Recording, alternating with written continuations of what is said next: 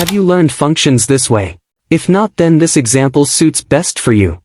As you can see, this is the example code for you to understand.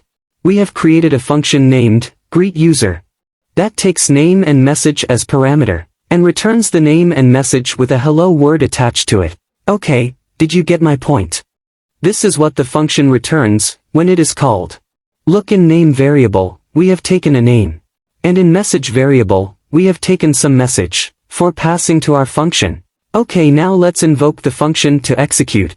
As you can see, in greet variable, we have called in the function by passing in name and message as parameter. Okay, that's great. Well, the name and message comes from the above declaration. Moving on to next part. This is what we get as an output when we call the function. When we invoked a call to it. I hope this simple example helped you learn function. Hey dear viewer, did you find this video useful enough? Then save and share this reel with your friends. Follow for more.